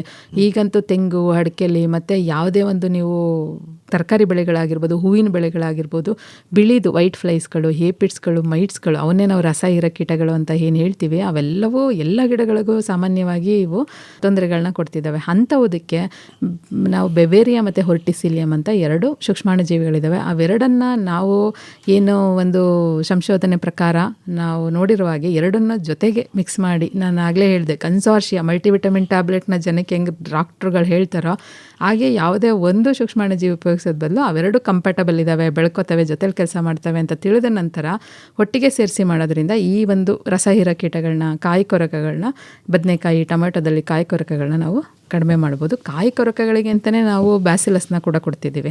ಅದನ್ನು 4 ಗ್ರಾಮ್ 1 ಲೀಟರ್ ನೀರಿಗೆ ಬೆರೆಸಿ ಹೂ ಬಿಡೋ ಹಂತದಲ್ಲಿ ನಾವು ಹೊಡೆಯೋದ್ರಿಂದ ಇದು ಒಂದು ನಿಯಂತ್ರಣಕ್ಕೆ ಮುಂದೆ ಅದು ಕಾಯಿಗಳು ಡೆವಲಪ್ ಆಗುವಾಗ ಬೆಳವಣಿಗೆ ಹಂತದಲ್ಲಿ ಈ ಸಣ್ಣ ಸಣ್ಣ ಹುಳಗಳು ಬರೋದನ್ನು ನಿಯಂತ್ರಣಗೊಳಿಸ್ತದೆ. ಬೇರೆದೆರಡು ಹೇಳಿದ್ರಲ್ಲ ಅದನ್ನು ಸಿಂಪರಣೆ ಮಾಡಬಹುದು. ಬೆವೇರಿಯಾ ಮತ್ತು ಹೊರ್ಟಿಸಿಲಿಯಂ ಕೂಡ ಎರಡನ್ನೂ ನಾವು ಮಿಕ್ಸ್ ಮಾಡೇ ಕೊಡೋದ್ರಿಂದ, ಬೆರೆಸೇ ಕೊಡೋದ್ರಿಂದ ಅದನ್ನು 4 ಗ್ರಾಮು ಪರ್ 1 ಲೀಟರಿಗೆ ಕೊಡ್ತೀವಿ. ಅಕಸ್ಮಾತ್ ಏನಾದರೂ ಹೆಚ್ಚಿನ ಪ್ರಮಾಣದಲ್ಲಿ ಅದು ಜಾಸ್ತಿ ಇನ್ಸಿಡೆನ್ಸ್ ಇದೆ ಅಂತ ಗೊತ್ತಾದರೆ 10 ಗ್ರಾಮ್ ಪರ್ ಲೀಟರ್ಗೆ ನಾವು ಅದನ್ನು ರೆಕಮೆಂಡ್ ಮಾಡ್ತೇವೆ. ಸಿಂಪರಣೆ ಮಾಡುವಾಗ ಏನಾದರೂ ಮುಂಜಾಗರೂಕತಾ ಕ್ರಮಗಳನ್ನು ಅನುಸರಿಸಬೇಕಾಗತ್ತಾ ಆಶಾ ಅವರೇ?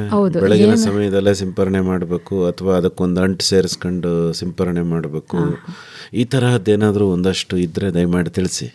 ಇದರಲ್ಲಿ ನಾವು ಲಿಕ್ವಿಡ್ ಕೊಡಬೇಕಾದ್ರೆ ನಾವು ಲಿಕ್ವಿಡಲ್ಲೇ ಅದರಲ್ಲಿ ಗ್ಲಿಸರಾಲ್ ಹಾಕಿರೋದ್ರಿಂದ ಅದಕ್ಕೇನು ತೊಂದರೆ ಆಗಲ್ಲ. ಇನ್ನೊಂದು ಏನಂದರೆ ಬೆಳಗಿನ ಜಾವ ಮತ್ತು ಸಂಜೆಯ ಸಮಯದಲ್ಲಿ ಇವುಗಳನ್ನ ಮಾಡೋದ್ರಿಂದ ಆ ಸ್ಪೋರ್ಟ್ಸ್ ಏನಿರುತ್ತೆ, ಈ ಶಿಲೀಂಧ್ರಗಳ ಸ್ಪೋರ್ಟ್ಸ್ಗಳು ಕರೆಕ್ಟಾಗಿ ಆ ಎಲೆಗಳ ಮೇಲೆ ಮತ್ತು ಗಿಡಗಳ ಮೇಲೆ ಬಿಡೋದ್ರಿಂದ ಅದು ಅವಕ್ಕೆ ಒಂದು ರಕ್ಷಣೆಯನ್ನು ಕೊಡ್ತವೆ. ಬಿಸಿಲಲ್ಲಿ ಮಾಡೋದಕ್ಕಿಂತ ಇದು ಹೆಚ್ಚಿನ ಒಳ್ಳೆ ಸಮಯ ಅಂದರೆ ಬೆಳಿಗ್ಗೆ ಮತ್ತು ಸಂಜೆ ಮಾಡಬಹುದು. ಈಗ ಇವು ಸಸ್ಯಗಳಿಗೇನು ತೊಂದರೆ ಮಾಡೋದಿಲ್ಲ? ಇಲ್ಲ, ಯಾವುದೇ ಕಾರಣಕ್ಕೂ ಸಸ್ಯಗಳಿಗೆ ತೊಂದರೆ. ಶಿಲೀಂಧ್ರ ಬ್ಯಾಕ್ಟೀರಿಯಾ ಅಂದ್ರೆ ಸಸ್ಯಗಳಿಗೆ ರೋಗ ತರುವಂತವು ಶಿಲೀಂಧ್ರ ಬ್ಯಾಕ್ಟೀರಿಯಾಗಳೇ. ರೈತರು ಒಂಚೂರು ಹೆದರ್ಕೋಬಹುದು, ಸಿಂಪರಣೆ ಮಾಡಿದ್ರೆ ರೋಗ ಬಂದ್ಬಿಡುತ್ತೇನಪ್ಪ ಅಂತ. ಇಲ್ಲ, ಇವು ರೋಗಕಾರಕಗಳಲ್ಲ. ಈಗ ಅದರಲ್ಲಿ ರೋಗಕಾರಕಗಳೇ ಬೇರೆ ಇದಾವೆ, ಉಪಯುಕ್ತ ಸೂಕ್ಷ್ಮಾಣುಜೀವಿಗಳೇ ಬೇರೆ ಇದಾವೆ. ಉಪಯುಕ್ತ ಸೂಕ್ಷ್ಮಾಣುಜೀವಿಗಳು ಯಾವುದೋ ಒಂದು ಮಟ್ಟದಲ್ಲಿ ರೋಗಕಾರಕ್ಕೆ ಯಾವಾಗ ಆಗ್ತವೆ ಅಂದ್ರೆ, ಈಗ ಇವಕ್ಕೆ ನಾವು ಯಾವಾಗ ಹೇಳ್ತೀವಿ, ಈಗ ಇಲ್ಲಿ ಈ ತರ ಒಂದು ಕೀಟಗಳ ಒಂದು ಬಾಧೆ ಇದೆ, ಕೀಟಗಳ ಬಾಧೆ ಇದ್ದಾಗ ಇವುಗಳನ್ನ ನೀವು ಸಿಂಪರಣೆ ಮಾಡಿ ಅಂತ ಹೇಳ್ತೀವಿ. ಕೀಟಗಳೇ ಅದಕ್ಕೆ ಆಹಾರ ಆಗಿ ಸಿಕ್ಕಿರುತ್ತೆ. ಹಾಗಾಗಿ ಅದು ಅವುಗಳನ್ನ ತನ್ನ ಒಂದು ಬೆಳವಣಿಗೆಗೆ ಉಪಯೋಗಿಸ್ಕೊಂಡು ಅದು ಗಿಡಗಳಿಗೂ ಏನು ತೊಂದರೆ ಮಾಡಲ್ಲ, ಇದು ಗಿಡಗಳಿಗೆ ತೊಂದರೆ ಮಾಡಲ್ಲ. ಈಗ ಇನ್ಯಾವುದಾದ್ರೂ ಕೀಟ ಹತೋಟಿ ಮಾಡೋದಕ್ಕೆ ಶಿಲೀಂಧ್ರವನ್ನು ಅದೇ ಅಭಿವೃದ್ಧಿ ಒಂದು ಮಾಡಿದ್ದೀರಾ? ಕಾಯಿ ಕೊರಕಗಳು ಇದಕ್ಕೆ ಮಾಡ್ತಿದ್ದೀವಲ್ಲ ಅದನ್ನ ನಾವು ಇದಕ್ಕೆ ಉಪಯೋಗಿಸ್ಬೋದು. ಟೊಮ್ಯಾಟೊಗೆ ಮತ್ತು ಈ ಒಂದು ಕ್ಯಾಪ್ಸಿಕಮ್ ಏನು ಬೆಳಿತಿದ್ದೀವಿ ಅದಕ್ಕೆ, ಬದನೆಗೆ, ಅವುಗಳನ್ನ ಬೀಟಿನ ನಾವು ಬೆಳಿಗ್ಗೆ ಮತ್ತು ಸಂಜೆ ಅಥವಾ ಯಾವಾಗಾದ್ರು ಒಂದು ಬೆಳೆಯ ಹಂತದಲ್ಲಿ 1 ಅಥವಾ 2 ಸಾರಿ ನಾವು ಅದನ್ನು ಹಾಕ್ಬೋದು. ಇನ್ನೊಂದೇನೆಂದರೆ ಈ ಕೆಮಿಕಲ್ ಹಾಕಿದಾಗ ಸಾಮಾನ್ಯವಾಗಿ ಬೇಗ ರೆಸಿಸ್ಟೆನ್ಸ್ ಡೆವಲಪ್ ಆಗುತ್ತೆ ಈ ರಾಸಾಯನಿಕ ಪೀಡನಾಶಕಗಳನ್ನ ಹಾಕಿದಾಗ. ಆದರೆ ಜೈವಿಕ ಪೀಡನಾಶಕಗಳು ಏನಂದರೆ ನಿಧಾನಕ್ಕೆ ಅವು ಅಭಿವೃದ್ಧಿಗೊಂಡ್ಕೊಂಡು ಬೆಳವಣಿಗೆಯ ಪ್ರತಿ ಹಂತದಲ್ಲೂ ಒಂದು ರಕ್ಷಣೆಯನ್ನು ಕೊಡ್ತಾ ಬರ್ತವೆ. ಇವಾಗೆಲ್ಲ ಜೊತೆಗೆ ನಾವೊಂದು ನಾವು ಕೊಡ್ತಿದ್ದೀವಿ. ವ್ಯಾಮ್ ಅಂದರೆ ನಿಮಗೆ ಗೊತ್ತಿದೆ ಮೈಕ್ರೋರೈಸಾ ಅಂತ. ಅದರದ್ದು ಹೆಸರೇ ತಕ್ಕಂತಿದ್ರೆ ಒಂದು ಶಿಲೀಂಧ್ರ, ರೈಸಾ ಅಂದರೆ ಅದು ಬೇರುಗಳಿಗೆ ಸಪೋರ್ಟ್ ಮಾಡೋದಂಥದ್ದು. ಈ ಒಂದು ಬೇರುಗಳನ್ನ ಚೆನ್ನಾಗಿ ಬೆಳೆಯೋದಕ್ಕೆ ಸಹಾಯ ಮಾಡೋದ್ರಿಂದ ನಾವು ವ್ಯಾಮ್ ಅಥವಾ ಮೈಕ್ರೋರೈಸನ ನಾವು ಎಲ್ಲ ಗಿಡಗಳಿಗೂ, ಅದರಲ್ಲೂ ವಾರ್ಷಿಕ ಬೆಳೆಗಳು ಅಥವಾ ತೋಟಗಾರಿಕೆ ಬೆಳೆಗಳಿಗೆ ನಾವು ಇದನ್ನು ಇಂಟ್ರೊಡ್ಯೂಸ್ ಮಾಡಿದಾಗ ಬೇರುಗಳು ಅಗಲವಾಗಿ ಆಳವಾಗಿ ಬೆಳೆಯೋದ್ರಿಂದ ಪೋಷಕಾಂಶಗಳನ್ನ ಹೀರ್ಕೊಳ್ಳೋದ್ರ ಜೊತೆಗೆ ನೀರು ಎಲ್ಲೆಲ್ಲಿ ನಮಗೆ ಈಗ ಎಲ್ಲ ಕಡೆನೂ ಡ್ರೈ ಲ್ಯಾಂಡು ಅಂತ ಹೇಳ್ತಿರ್ತೀವಿ, ಒಣ ಪ್ರದೇಶಗಳು ಬರ್ತಾ ಇದ್ದಾವೆ, ಅಂಥ ಸಮಯದಲ್ಲಿ ಆಳದಿಂದ ನೀರನ್ನು ಇದು ತೆಗೆದುಕೊಳ್ಳೋಕ್ಕೆ ಕೂಡ ಸಹಾಯ ಮಾಡುತ್ತೆ. ಅದು ಮಣ್ಣಿಗೆ ಬಳಸಬೇಕು. ಮಣ್ಣಿಗೆ ಈ ಕನ್ಸೋರ್ಷಿಯ ಹೇಳಿದ್ವಲ್ಲ MGC ಮೈಕ್ರೋಬಿಯಲ್ ಗ್ರೋತ್ ಕನ್ಸೋರ್ಷಿಯ ಜೊತೆಗೆ ಈ ಒಂದು ಮೈಕ್ರೋರೈಸನನ್ನು ಕೂಡ ನಾವು ಉಪಯೋಗಿಸೋದ್ರಿಂದ ಹೆಚ್ಚಿನ ಒಂದು ಅಭಿವೃದ್ಧಿ ಕಾಣ್ಬೋದು. ಈಗ ಹಿಪ್ಪುನೇರಳೆ ಇರೋ ಕಡೆ ಅಂದರೆ ವಿಶೇಷವಾಗಿ ರೇಷ್ಮೆ ಹುಳು ಸಾಕೋ ಕಡೆಗಳಲ್ಲಿ ಕೆಲವು ಸೂಕ್ಷ್ಮ ಜೀವಿಗಳನ್ನು ಬಳಸೋ ಹಾಗಿಲ್ಲ ಅಂತ ಹೇಳ್ತಾರೆ ಅಲ್ವಾ? ಹೌದು. ಈಗ ನಾವಾಗಲೇ ಹೇಳಿದ್ವಿ ಈ ರಸ ಹೀರುವ ಕೀಟಗಳಿಗೆ ಉಪಯೋಗಿಸುವಂಥ ಬೆವೆರಿಯಾ ಮತ್ತು ವರ್ಟಿಸಿಲಿಯಮು ಹಾಗೂ ಈ ಮೆಟರೈಸಿಯಮ್ ಕೂಡ ಏನಾಗುತ್ತೆ ಅಂದರೆ ಇವೆಲ್ಲವೂ ಆ ರೀತಿಯ ಕೀಟಗಳ ಮೇಲೆ ಇವುಗಳು ಅಟ್ಯಾಕ್ ಮಾಡೋದ್ರಿಂದ ರೇಷ್ಮೆ ಹುಳು ಕೂಡ ಒಂದು ಕ್ಯಾಟ್ರಪಿಲ್ಲರ್. ಆ ಹಂತದಲ್ಲಿ ಏನಾಗುತ್ತೆ ಈ ಒಂದು ಸೂಕ್ಷ್ಮಾಣುಜೀವಿಗಳಿಗೆ ಇದು ಹುಳನ, ಇದು ಬೇರೆ ಹುಳನ, ಒಳ್ಳೆ ಹುಳನ ಅಂತ ಅದಕ್ಕೆ ಡಿಫ್ರೆನ್ಷಿಯೇಟ್ ಮಾಡೋಕ್ಕಾಗದೇ ಇರುವಾಗ ಏನು ಮಾಡುತ್ತೆ, ಅದಕ್ಕೆ ಎಫೆಕ್ಟ್ ಆಗುತ್ತೆ. ಅಥವಾ ಆ ಎಲೆಗಳ ಮೇಲೆ ಬಿದ್ದಂತಹ ಸ್ಪೋರ್ಸು, ಈ ಶಿಲೀಂಧ್ರಗಳ ಸ್ಪೋರ್ಸು, ಅವುಗಳನ್ನ ಫೀಡ್ ಮಾಡೋಕ್ಕೆ ನಾವು ಏನು ಮೇಯಿಸೋದಕ್ಕೆ ಕೊಡ್ತೀವಲ್ಲ ಹಿಪ್ಪನೇರಳೆ ಎಲೆಗಳನ್ನ, ಆ ಸಮಯದಲ್ಲಿ ಅದರ ಹೊಟ್ಟೆ ಒಳಗೆ ಹೋದರೆ ಅದರದ್ದು ಹೊಟ್ಟೆಯ ಮಧ್ಯಭಾಗದಿಂದ ಅದರ ಬೆಳವಣಿಗೆ ಕುಂಠಿತಗೊಳಿಸ್ಬೋದು ಅನ್ನೋ ಒಂದು ಕಾರಣಕ್ಕೆ ಎಲ್ಲೆಲ್ಲಿ ನಾವು ಈ ಹಿಪ್ಪನೇರಳೆನ ಬೆಳಿತೀವಿ ಅಲ್ಲೆಲ್ಲ ಇದನ್ನು ಉಪಯೋಗಿಸ್ಬೇಡಿ ಅಂತಲೇ ಹೇಳ್ತೀವಿ ಅಲ್ವೇ? ಹೌದು. ಅಂದರೆ ಇವ್ರು ಬೆಳೆದಲ್ಲೇ ಇರ್ಬೋದು, ಆದರೆ ಪಕ್ಕದಲ್ಲಿ ಯಾರೋ ರೇಷ್ಮೆ ಬೆಳೆಗಾರ ಇದ್ದರೆ ಹೌದು, ಇವರು ಅದಕ್ಕೇನಾದ್ರು ಸೇಫ್ ಡಿಸ್ಟೆನ್ಸ್ ಅಂತ ಏನಾದ್ರು ಇರುತ್ತೆ? ಇಲ್ಲ, ಸೇಫ್ ಡಿಸ್ಟೆನ್ಸ್ ಅಂತಂದರೆ ಸರ್, ಈಗ ನೀವು ನಿಮ್ಮದು ಪಕ್ಕದಲ್ಲೇ ಇದೆ ಅಂತಂದಾಗ ನೀವು ಅದನ್ನು ಉಪಯೋಗಿಸ್ತಾ ಇದ್ದರೆ ಒಳ್ಳೆಯದು. ಅಥವಾ ತುಂಬ ದೂರದಲ್ಲಿದೆ ಅಂದರೆ ಏನೂ ತೊಂದರೆ ಆಗಲ್ಲ, ಸ್ಪೋರ್ಲೇಷನ್ಸ್ ಏನೋ ಅಷ್ಟು ದೂರ ಇದಾಗಲ್ಲ. ಒಂದು ಇನ್ನೊಂದೇನೆಂದರೆ ನಾನು ಆಗಲೇ ಹೇಳ್ದಂಗೆ ಕನ್ಸೋರ್ಷಿಯನ ಉಪಯೋಗಿಸೋದ್ರಿಂದ ಮುಖ್ಯವಾಗಿ ಬರೀ ಪೋಷಕಾಂಶಗಳನ್ನೆಲ್ಲ ಕೀಟ ರೋಗ ಬಾಧೆಯಿಂದ ತಡ್ಕೊಳ್ಳುವಂಥ ಒಂದು ಇಮ್ಯುನಿಟಿ ಶಕ್ತಿನ ಕೂಡ ಕೊಡೋದ್ರಿಂದ ಈ ಒಂದು ಹಂತಕ್ಕೆ ನಾವು ಹೋಗೋದೇ ಇಲ್ಲ ಅನ್ನೋದು ನಾವು ರೈತರಿಗೆ ತಿಳುವಳಿಕೆ ಹೇಳ್ತಿರೋದು. ಆ ಹಂತಕ್ಕೆ ಹೋಗಲೇಬೇಡಿ, ಮೊದಲಿಂದನೇ ಮಣ್ಣಿನ ಜೊತೆ ಸೇರಿಸಿ. ಇಲ್ಲಾಂದರೆ ನೀರಿನ ಈಗ ಹನಿ ನೀರಾವರಿಗಳೆಲ್ಲ ಕಡೆ ಇದೆ, ದ್ರವರೂಪದ ಜೈವಿಕ ಗೊಬ್ಬರಗಳು ಸಿಗ್ತಿದ್ದಾವೆ, ಅದನ್ನು ಸೇರಿಸಿ.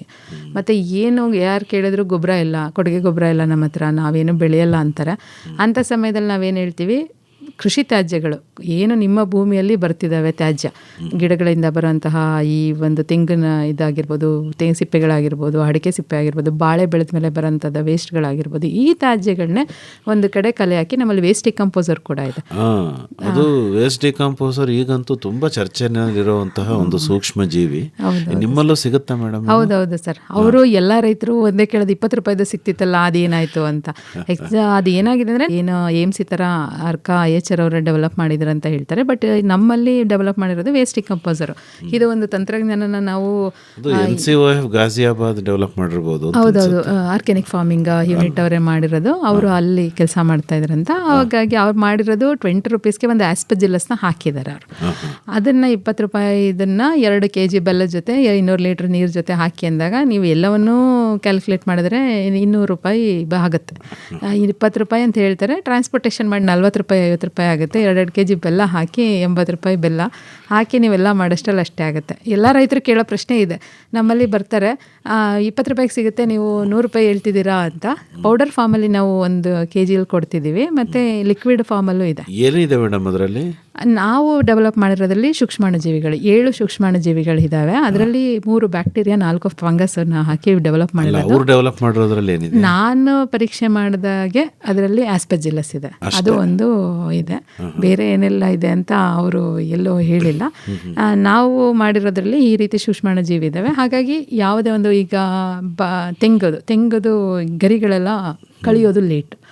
ಆ ತೆಂಗಿನ ಗರಿಗಳು ನಾವು ಮುಖ್ಯವಾಗಿ ನಮ್ಮ ಕೃಷಿ ವಿಶ್ವವಿದ್ಯಾನಿಲಯದಿಂದ ನಮ್ಮ ಡಿಪಾರ್ಟ್ಮೆಂಟಿಂದ ನಾನೇ ರಿಸರ್ಚ್ ಮಾಡಿ ಸಂಶೋಧನೆ ಮಾಡಿ ಡೆವಲಪ್ ಮಾಡಿರೋದು ಟ್ರಾಶ್ ಡಿಕಂಪೋಸರ್ ಅಂತ. ಮೇಜರಾಗಿ ನಮ್ಮಲ್ಲಿ ಕಬ್ಬು ಬೆಳೆಯೋ ಪ್ರದೇಶ. ಹಿಂದೆ ಎಲ್ಲ ನಿಮಗೆ ಗೊತ್ತಿದೆ, ಕಬ್ಬಿಗೆ ಬೆಂಕಿ ಹಾಕ್ಬಿಡ್ತಾಯಿದ್ರು. ಬೆಂಕಿ ಹಾಕಿದಾಗ ಅದರಲ್ಲಿರೋ ಪೋಷಕಾಂಶಗಳೆಲ್ಲವೂ ಹೋಗ್ತಿದ್ವಿ. ನಾವು ರೈತರಿಗೆ ಹೇಳ್ತಿರ್ತೀನಿ, ನೀವೆಲ್ಲರೂ ಕೊಲೆಗಾರರು, ಯಾಕಂದರೆ ಎಲ್ಲ ಸೂಕ್ಷ್ಮಾಣುಜೀವಿಗಳನ್ನೂ ಕೊಲ್ತಿದ್ದೀರ ಹಾಕ್ಬಿಟ್ಟು. ಹಾಗಾಗಿ ಆ ಸೂಕ್ಷ್ಮಾಣುಜೀವಿಗಳನ್ನ ನಾವು ಮತ್ತೆ ಭೂಮಿಗೆ ಸೇರಿಸ್ಬೇಕು, ಪೋಷಕಾಂಶ ಸೇರಿಸ್ಬೇಕಂದ್ರೆ ಯಾವುದೇ ಕಾರಣಕ್ಕೂ ತರಗಗೆ ಬೆಂಕಿ ಹಾಕಬಾರ್ದು. ಬೆಂಕಿ ಹಾಕಬಾರ್ದು ಅಂದರೆ ಏನು ಮಾಡಬೇಕು? ಕಳಿಸ್ಬೇಕು. ಹೇಗೆ ಕಳಿಸೋದು? ಸುಮ್ಮನೆ ನೀವು ಹಾಗೆ ಬಿಟ್ಟರೆ ಪ್ರಕೃತಿ ದತ್ತವಾಗಿ ನಿಧಾನಕ್ಕೆ ಕಳೆಯುತ್ತೆ. ಅದೇ ವೇಸ್ಟ್ ಡಿಕಂಪೋಸರ್ಸ್ನ ಸೂಕ್ಷ್ಮಾಣುಜೀವಿಗಳು ಕಳಿಸುವಂತಹ ಒಂದು ಸೂಕ್ಷ್ಮಾಣುಜೀವಿಗಳನ್ನ ನಾವು ಹಾಕೋದ್ರಿಂದ ಬೇಗ ಕಳೆಯುತ್ತೆ. ಕಳೆಯೋದ್ರ ಜೊತೆಗೆ ನಿಧಾನಕ್ಕೆ ಅದರ ಏನು ಒಂದು ವರ್ಷದ ಕಬ್ಬಿಗೆ ಬೆಳವಣಿಗೆ ಹಂತದಲ್ಲಿ ನಿಧಾನಕ್ಕೆ ಪೋಷಕಾಂಶಗಳನ್ನ ಕೊಡ್ತಾ ಬರುತ್ತೆ. 1ನೇ ಮುರಿ ಹಾಕಿದಾಗ ಒಂದ್ಸರಿ, 2ನೇ ಮುರಿ ಹಾಕಿದಾಗ ಒಂದ್ಸರಿ ನೀವು ಕೊಟ್ಟರೆ ನಿಮಗೆ 1ನೇ ಮುರಿ ಮುಗ್ದು 2ನೇ ಮುಗಿಯೋಷ್ಟರಲ್ಲಿ ನಿಮ್ಮೆಲ್ಲ ತರಗಗಳು ಪುಡಿ ಆಗಿ ಚೆನ್ನಾಗಿ ಕಳೆದು ಪೋಷಕಾಂಶಗಳನ್ನ ನೀಡ್ತವೆ. ಓಕೆ, ಈಗ ಅದು ಕೂಡ ವೇಸ್ಟ್ ಡಿಕಂಪೋಸರ್ ಕೂಡ ನಿಮ್ಮಲ್ಲಿ ದೊರೆಯುತ್ತೆ? ನಮ್ಮಲ್ಲೇ ಇದೆ. ಆಕಾಶವಾಣಿಯ ಮೂಲಕ ಎಲ್ಲ ರೈತ ಬಾಂಧವರಿಗೂ ಮತ್ತೊಮ್ಮೆ ಕರೆ ಕೊಡ್ತಿದ್ದೇವೆ. ನಮಗೆ ಈಗ ನಮ್ಮ ಕೃಷಿ ವಿಶ್ವವಿದ್ಯಾಲಯ ಮಂಡ್ಯ ಏನು ಈಗ ಹೊಸದಾಗಿ ಪ್ರಾರಂಭ ಆಗಿದೆ. ಹೊಸದಾಗಿ ಆಗಿಲ್ಲ ಅನ್ನೋದಕ್ಕಿಂತ ಹಿಂದಿನಿಂದನೂ ಕೂಡ ಒಂದು ನಮ್ಮ ಕೃಷಿ ಸೂಕ್ಷ್ಮಾಣು ಜೀವಶಾಸ್ತ್ರ ವಿಭಾಗ ನಮ್ಮ ಕೃಷಿ ಕಾಲೇಜಿನಲ್ಲಿ ಇರುವಂತಹ ನಮ್ಮ ವಿಭಾಗದಿಂದ ಒಂದೇ ಸೂರಿನೆಡೆ, ಒಂದೇ ಚಾವಣಿಯೆಡೆ ನಿಮಗೆ 17 ರೀತಿಯ ಸೂಕ್ಷ್ಮಾಣುಜೀವಿಗಳ ಆಧಾರಿತ ಜೈವಿಕ ಗೊಬ್ಬರಗಳು ಮತ್ತು ಜೈವಿಕ ಪೀಡನಾಶಕಗಳು ಸಿಗ್ತವೆ. ಅದರ ಜೊತೆಗೆ ವ್ಯಾಮ್ ಮತ್ತು ಅಜೋಲವನ್ನು ಕೂಡ ನಾವು ಕೊಡ್ತಿದ್ದೇವೆ. ಈಗ ರೋಗ ಹತೋಟಿ ಮಾಡುವಲ್ಲಿ ಯಾವ ಶಿಲೀಂಧ್ರಗಳು ಅಥವಾ ಬ್ಯಾಕ್ಟೀರಿಯಾಗಳು ಅನುಕೂಲ ಮಾಡ್ತವೆ? ಅದೇ ಸರ್, ನಾನು ಈಗಾಗಲೇ ನಾವು ಚರ್ಚೆ ಮಾಡಿದ್ವಿ. ಈಗ ರೋಗಕ್ಕೆ ಟ್ರೈಕೋಡರ್ಮ ಮತ್ತು ಸೂಡೋಮೋನಾಸ್, ಇದನ್ನ ನಾವುಗಳು ರೋಗಗಳ ನಿಯಂತ್ರಣಕ್ಕೆ ಉಪಯೋಗಿಸ್ಕೋಬಹುದು. ಸಿಂಪರಣೆನೂ ಮಾಡ್ಬೋದು. ನಾನು ಹೇಳೋದು ಹೆಚ್ಚಾಗಿ ನಾವು ಯಾವಾಗ ಭೂಮಿಗೆ ಸೇರಿಸಿ ಬೇರುಗಳಿಗೆ ರಕ್ಷಣೆ ಕೊಡ್ತೀವೋ ಎಲ್ಲವೂ ಬೇರುಗಳಿಂದ ಮೇಲ್ಗಡೆ ಬರೋದ್ರಿಂದ ಆದಷ್ಟು ನೀವು ಭೂಮಿಗೆ ಸೇರಿಸ್ತಾ ಬಂದಾಗೆ ನೀವು ಹಾಕಿದಂತಹ ಬೀಜಗಳ ಮೂಲಕ, ಗಿಡಗಳು ಬೇರುಗಳ ಮೂಲಕ ಎಲ್ಲವೂ ಗಿಡಗಳಿಗೆ ಸೇರಿ ಅದರಿಂದ ನಮಗೆ ಒಂದು ರಕ್ಷಣೆನೂ ಸಿಗುತ್ತೆ. ಅವಕ್ಕೆ ಇವುಗಳನ್ನೆಲ್ಲ ತಡೆಗಟ್ಕೊಳ್ಳುವಂತಹ ಒಂದು ಶಕ್ತಿ ಬರುತ್ತೆ, ನಿರೋಧಕ ಶಕ್ತಿ ಹೆಚ್ಚಾಗುತ್ತೆ ಅಲ್ವೇ? ಹೌದು. ಮತ್ಸ್ಯತರಂಗ. ಕೇಳುಗರೆ, ಮತ್ಸ್ಯತರಂಗ ಬಾನುಲಿ ಸರಣಿಯ ಸಮಾರೋಪ ಸಮಾರಂಭ ಮಾರ್ಚ್ 10ನೇ ತಾರೀಖು ಮಂಗಳವಾರ ಮಂಡ್ಯದ ವಿಸಿ ಫಾರಂ ವಲಯ ಕೃಷಿ ಸಂಶೋಧನಾ ಕೇಂದ್ರದ ಲೆಸ್ಲಿ ಕೋಲ್ಮನ್ ಸಭಾಂಗಣದಲ್ಲಿ ಏರ್ಪಡಿಸಲಾಗಿದೆ. ಸಿಹಿ ನೀರ ಮುತ್ತು ಕೃಷಿ ಕುರಿತ ವಿಶೇಷ ತರಬೇತಿ ಕಾರ್ಯಕ್ರಮವನ್ನು ಕೂಡ ಆಯೋಜಿಸಲಾಗಿದೆ. ಬನ್ನಿ, ಭಾಗವಹಿಸಿ. ಮತ್ಸ್ಯತರಂಗ ಬಾನುಲಿ ಸರಣಿಯ ಸಮಾರೋಪ ಸಮಾರಂಭ ಮಾರ್ಚ್ 10ರಂದು ಮಂಗಳವಾರ ಮಂಡ್ಯದ ವಿಸಿ ಫಾರಂ ವಲಯ ಕೃಷಿ ಸಂಶೋಧನಾ ಕೇಂದ್ರದ ಲೆಸ್ಲಿ ಕೋಲ್ಮನ್ ಸಭಾಂಗಣದಲ್ಲಿ ಏರ್ಪಡಿಸಲಾಗಿದೆ. ಮತ್ಸ್ಯತರಂಗ.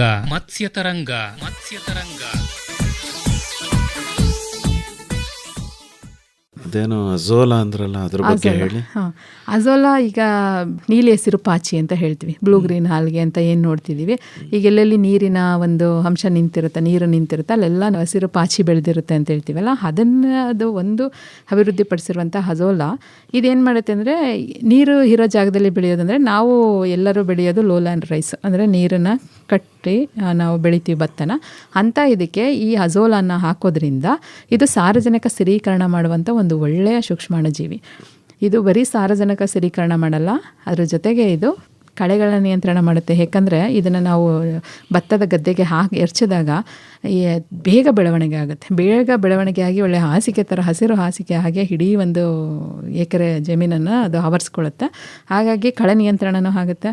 ಮತ್ತು ನೀರನ್ನು ಬಸ್ತು ನಾವು ಈಗ ಬೆಳೆದಿರುವಂಥದ್ದನ್ನು ಒಳಗೆ ಸೇರಿಸೋದ್ರಿಂದ ಹಸಿರೆಲೆ ಗೊಬ್ಬರ ಆಗಿ ಕೂಡ ಇದು ಆಗುತ್ತೆ. ಇದನ್ನು ಕೋಳಿಗಳಿಗೆ ಗೊಬ್ಬರ ಆಗಿ ಉಪಯೋಗಿಸ್ತೀವಿ, ಹಸುಗಳಿಗೆ ಫೀಡ್ ಮಾಡೋಕ್ಕೆ ಉಪಯೋಗಿಸ್ತಾರೆ. ರೈತರು ಇನ್ನು ಡೈರಿಗಳಿಂದ ಮೊದಲೆಲ್ಲ ಕೊಡ್ತಾಯಿರೋ ಅಜೋಲಾನ, ಯಾಕಂದರೆ ಹಸುಗಳಿಗೆ ಕೊಡೋದ್ರಿಂದ ಅದರಿಂದ ಹಾಲಿನ ಒಂದು ಇಳುವರಿ ಮತ್ತು ಅದರ ಫ್ಯಾಟ್ ಕಂಟೆಂಟ್ ಚೆನ್ನಾಗಾಗುತ್ತೆ ಅಂತ ಅದನ್ನು ಪರೀಕ್ಷೆ ಕೂಡ ಮಾಡಿದ್ದೀವಿ. ನಮ್ಮ ಹುಡುಗರನ್ನ ನಾವು ಗ್ರಾಮೀಣ ಕೃಷಿ ಶಿಬಿರಕ್ಕೆ ಬಿಟ್ಟಾಗೆಲ್ಲ ನಾವು ಮೊದಲನೇ ದಿನದಿಂದ ಅವರು 3 ತಿಂಗಳು ಏನಿರ್ತಾರೆ ಅಲ್ಲಿವರೆಗೂ ಅಜೋಲಾ 15 ದಿನಕ್ಕೆ ಬೆಳೆದು ಬಿಡುತ್ತೆ. ಕೊಟ್ಟು 3 ತಿಂಗಳಲ್ಲಿ ಇಳುವರಿ ಜಾಸ್ತಿಯಾಗಿ ಹಾಲಿಂದು ಅವ್ರಿಗೆ ಫ್ಯಾಟ್ ಕಂಟೆಂಟ್ ಜಾಸ್ತಿಯಾಗಿ ಒಳ್ಳೆ ಚೆನ್ನಾಗಿ ದುಡ್ಡು ಆಗಿರೋದನ್ನು ಕೂಡ ರೈತರು ನೋಡಿದ್ದಾರೆ.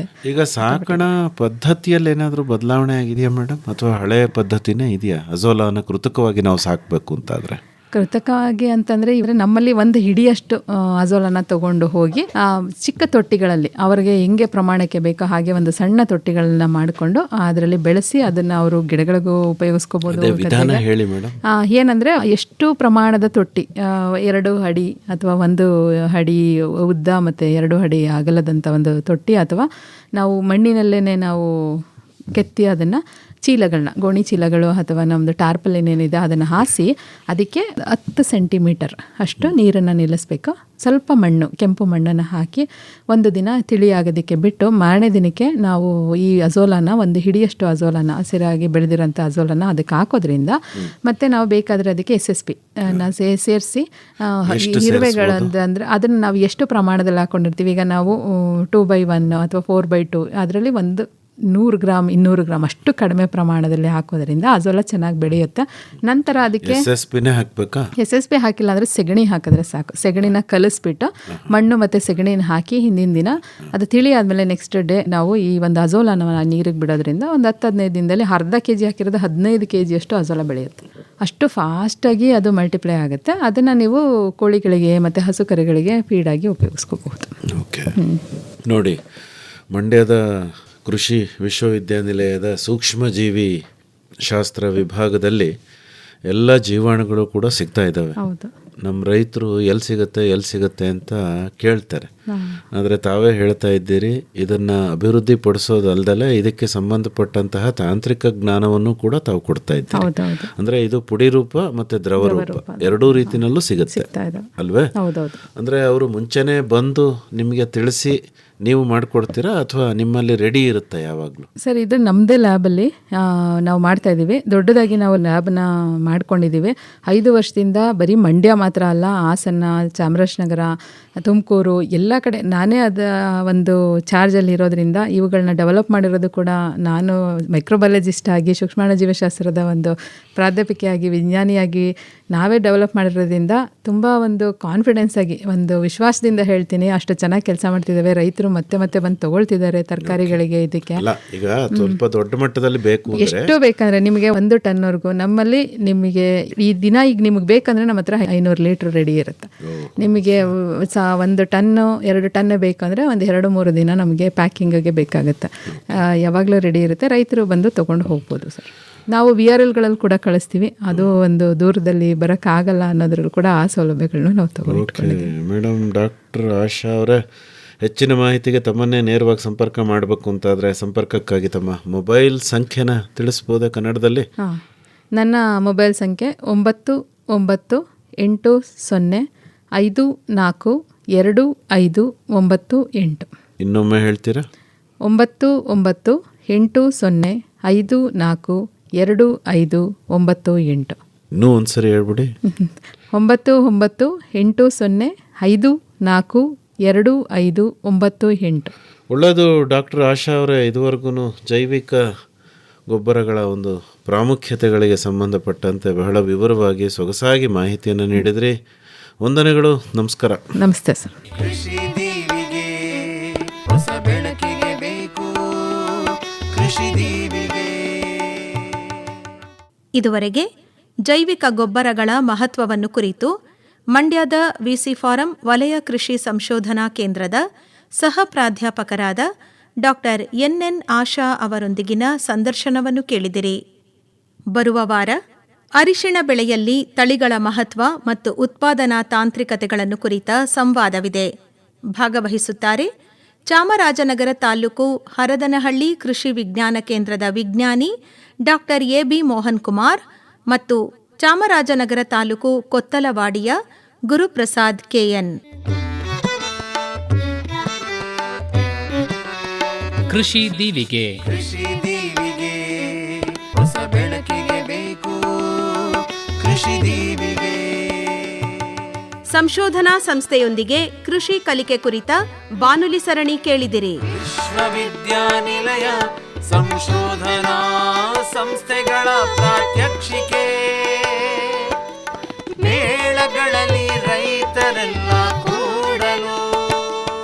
ಸಹಯೋಗ ವಲಯ ಕೃಷಿ ಸಂಶೋಧನಾ ಕೇಂದ್ರ ವಿಸಿ ಫಾರಂ ಮಂಡ್ಯ ಹಾಗೂ ಸಾವಯವ ಕೃಷಿ ಸಂಶೋಧನಾ ಕೇಂದ್ರ ನಾಗನಹಳ್ಳಿ. ಯಂತ್ರತಂತ್ರಗಳ ಕೌಶಲ್ಯವು ಬೆಳೆವುದು, ಕೃಷಿಕರೆಲ್ಲ ಬನ್ನಿ ಕೃಷಿ ದೀವಿಗೆ ಹಿಡಿದು ಹೊಸ ಬೆಳಕನ್ನು ತನ್ನಿ ಕೃಷಿ ಸಾಧಕರಾಗಲು.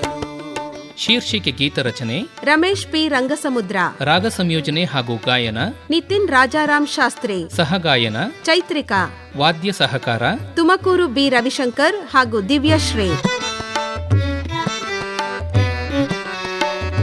ನಿರ್ಮಾಣ ನೆರವು ಆರ್ ಲೋಕೇಶ್ವರಿ. ಕೃಷಿ ಗೆಲ್ಲಿದೆ ಅಂತ್ಯ, ಆರಂಭವೇ ನಿತ್ಯ. ಹೊಸ ಪೀಳಿಗೆ ಯುವ ಶಕ್ತಿಗೆ ಮುನ್ನಡೆಯಲು ಬೇಕು. ಪರಿಕಲ್ಪನೆ ಹಾಗೂ ನಿರ್ಮಾಣ ಎನ್ ಕೇಶವಮೂರ್ತಿ. ಕೃಷಿ ದೀವಿಗೆ ಹೊಸ ಬೆಳಕಿಗೆ ಬೇಕು. ಕೃಷಿ ದೀವಿಗೆ